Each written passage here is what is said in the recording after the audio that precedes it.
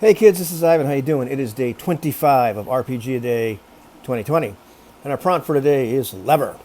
Here's a lever. It's a crowbar. How about that? Big old fat crowbar. And I thought of this because, well, it's a lever, right? But there's a construct or an idea called Grimaud's crowbar. And it's something that Anthony Runesinger Boyd came up with at some point, talking about objects that just shouldn't be there. When we insert an object into a game, it doesn't belong there. What do you mean?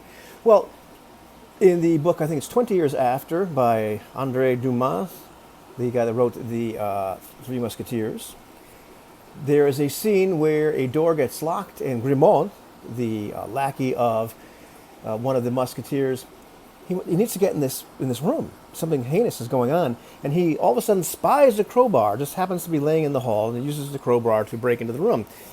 Of course, the thing is, Dumas needed that to move the plot along, but why would a crowbar be sitting there in the hall? It really was kind of implausible. And so I'm supposed to be positive, Ivan. What's going on? But the point is, we can insert a lot of things into the game world that aren't necessarily crowbars. They're not, levers that shouldn't actually be there. And it's something that I have learned to do over time. It's something that I originally was very reluctant to do as a player.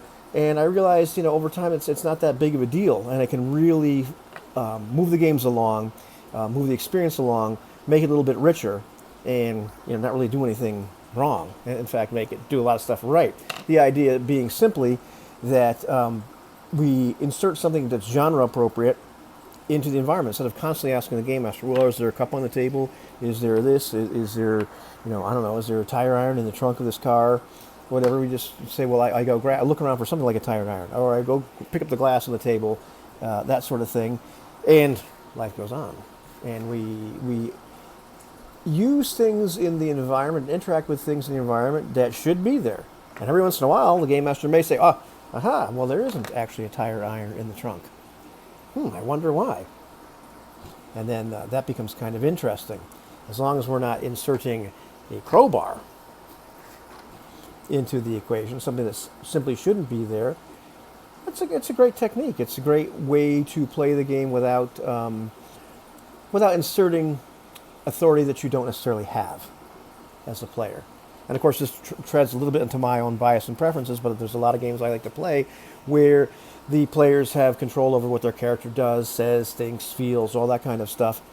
And the game master has control and authority over the environment, the non-player characters, and what have you. But, in the genre itself, when genre appropriate, I don't believe, I used to think it was a terrible idea. Nowadays, I realize this kind of moves the game along instead of constantly asking, is there this, is there that, whatever. Get the idea. As long as they're appropriate levers, not crowbars.